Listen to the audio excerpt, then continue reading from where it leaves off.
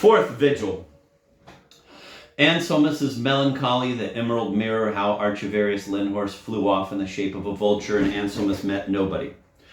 Gentle reader, may I ask you a question? Have you not had hours, even days and weeks, during which all your accustomed activities caused you nothing but annoyance and dissatisfaction? When everything you normally held to be of worth and significance seemed valueless and trivial?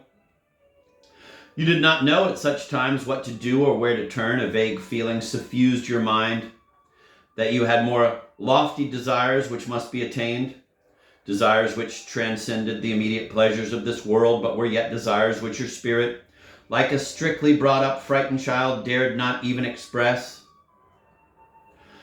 In this desire for an unidentifiable something which hovered over you regardless of where you were, like a diaphanous dream that vanished whenever you sought to examine it, you lost interest in everything around you here. You moped around with the disturbed look of a hopeless lover, and no matter what you saw being tried or gained in the bustle of varied existence, neither sorrow nor joy could be awakened in you. It was as though you no longer belonged to this world.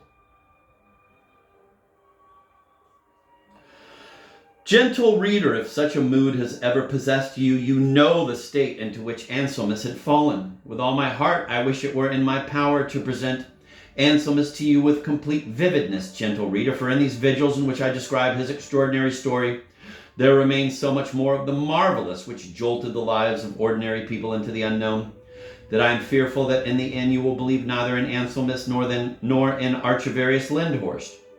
Indeed, you may eventually have some doubt as to Registrar Heerbrand and Dean Pullman, despite the fact that these two honorable people at least are still walking the streets of Dresden. Gentle reader, make an effort while you are in the fairy region full of glorious marvels, where both the highest rapture and deepest horror may be evoked, where the earnest goddess herself lifts her veil so that we think we see her face, but a smile often glimmers beneath her glance, a playful, teasing smile that enchants us just as that of a mother playing with her dearest children. While you are in this region that is revealed to us in dreams, at least try, gentle reader, to recognize the familiar shapes which hover around you in the ordinary world. Then you will discover that this glorious kingdom is much closer to you than you ever imagined.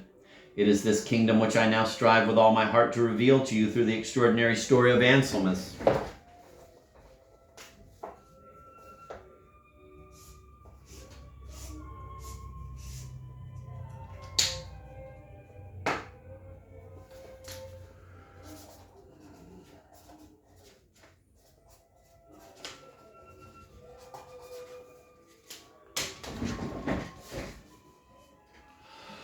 Thus, as stated, Anselmus had, ever since that evening when he met Archivarius Lindhorst, been submerged in dreamy musing, which made him insensitive to every external contact with the ordinary world. He felt that an ineffable something was awakening within his inmost soul and provoking that pain of rapture, which is the longing that promises man the existence of a more exalted being. His greatest pleasure came when he would wander in solitude through the meadows and the woods, and as if freed from all which chained him to his everyday impoverished existence, he could, so to speak, once more find himself in the manifold images which arose from his soul. Once, while returning from a long walk, he happened to pass that notable elder tree under which, as if possessed by magic, he had once gazed upon such numerous wonders.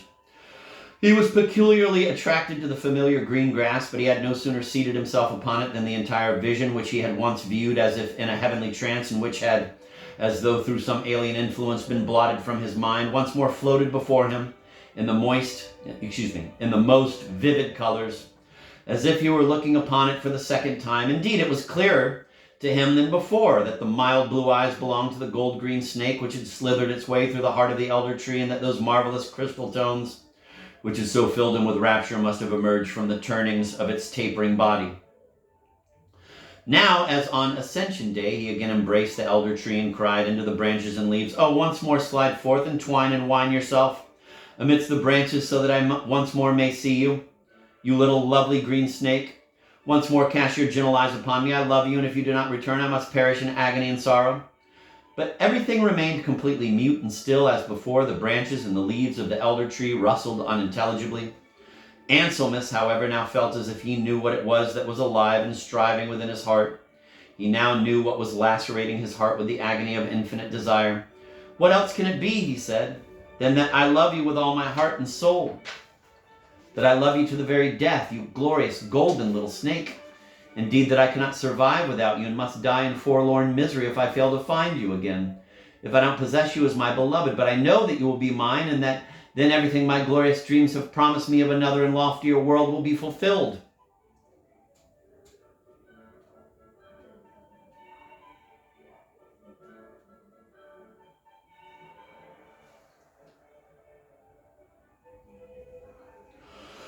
From then on, Anselmus could be found every evening when the sun scattered its sparkling golden rays over the tops of the trees under the elder, pitiably calling from deep within his heart to the branches and the leaves for a sight of his little beloved gold-green snake.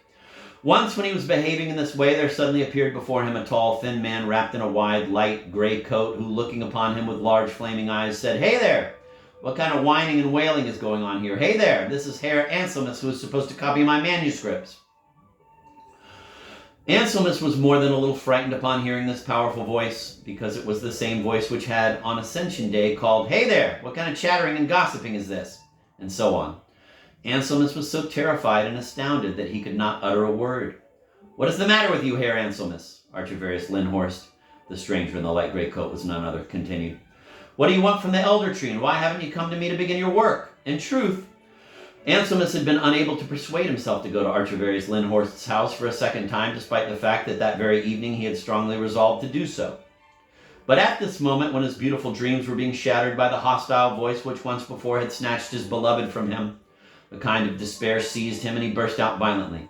"You, Herr Archivarius, may consider me insane or not, it makes no difference to me. But here in this very tree, on Ascension Day, I saw the gold-green snake, my soul's beloved, and she spoke to me in heavenly crystal tones. But you, Herr Archivarius, shouted and called so frighteningly across the water. What's this, my dear fellow?" Archivarius Lindhorst interrupted while taking snuff and smiling very oddly. Anselmus felt an ease coming to his heart now that he had been successful in starting to tell this strange story, and he felt completely right in placing upon the Archivarius the entire blame, because he felt that it was he and no one else who had so thundered from afar. Pulling himself together, he continued, "Well, I will tell you all about the mysterious events which happened to me on Ascension evening, and then you may say and do and think anything you like about me." He described the marvelous adventure in its entirety, from his unfortunate stumbling into the apple basket to the moment when the three gold-green snakes fled across the river, and how the people after that considered him to be either drunk or mad. Anselmus ended by saying, "I really saw all of this with my own eyes, and deep within my heart those precious voices I heard still echo.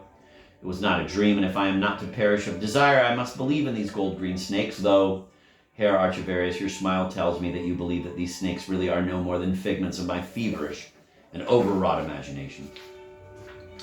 "Not at all," Archivarius Lindhorst responded with great serenity and composure. "The gold-green snakes which you saw in the elder were simply my 3 daughters, and it is now very clear that you have fallen head over heels in love with the blue eyes of Serpentina, the youngest of these.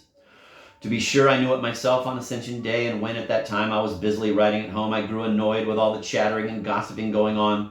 I called to the lazy flirts to tell them that it was high time to leave for home, because the sun was setting and they had sung enough and had drunk enough of the sunbeams."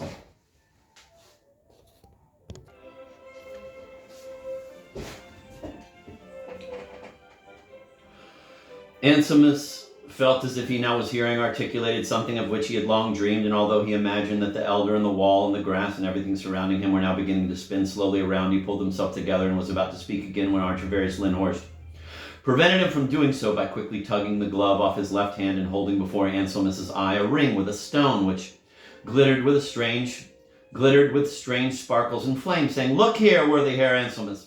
What you can see here may bring you joy."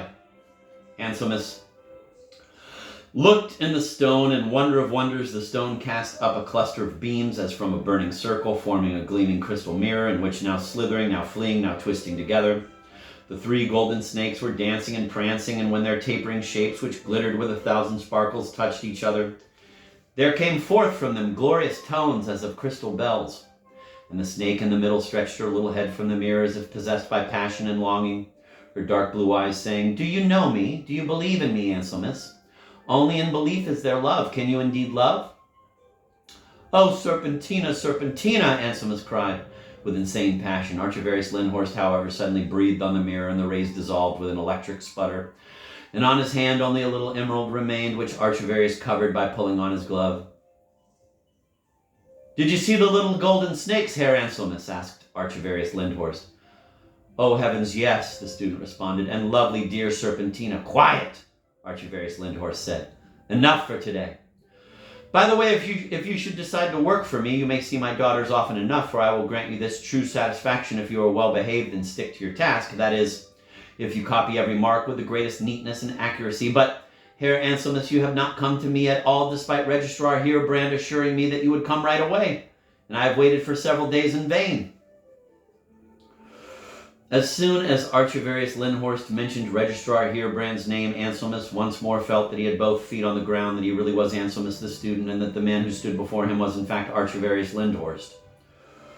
The stark contrast between the indifference in the tone of Lindhorst's speech and the marvelous visions which the latter had invoked as a true necromancer caused a certain horror in the student, which was only heightened by the piercing look of those fiery eyes which glowed from their bony sockets in the drawn and puckered face, as if from a leather case.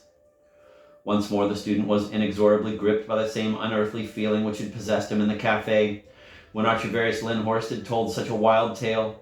Anselmus retained his composure through a great effort, and when Archivarius Lindhorst once more asked, "So why is it that you did not come?"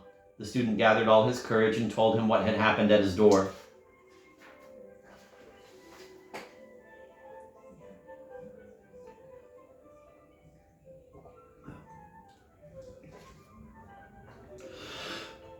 "My dear Herr Anselmus," Archivarius Lindhorst said when the student was finished, "my dear Herr Anselmus, I know this apple woman of whom you speak.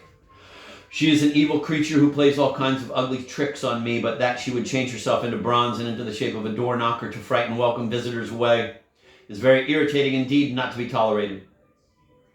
Worthy Herr Anselmus, if you come at noon tomorrow and again notice anything of this grinning and growling, would you be good enough to put a drop or two of this liquid on her nose? Everything will return to normal immediately. For now, adieu, dear Herr Anselmus. I must hurry, and I cannot therefore suggest that you return with me to the city. Adieu till tomorrow at noon."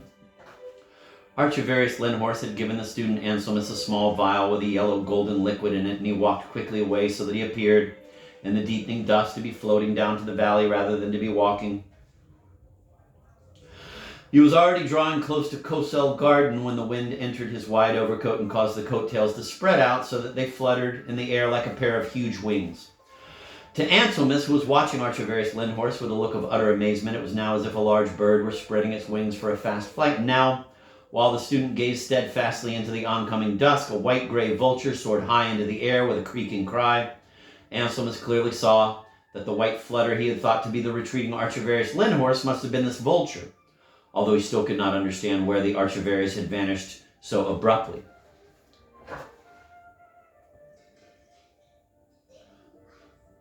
"But he may have flown away in person, this Herr Archivarius Lindhorst," Anselmus said to himself, "because I now clearly see and feel that all these strange shapes which have entered my waking life and are having their games with me come from a distant world of marvels which I never before saw except in particularly remarkable dreams.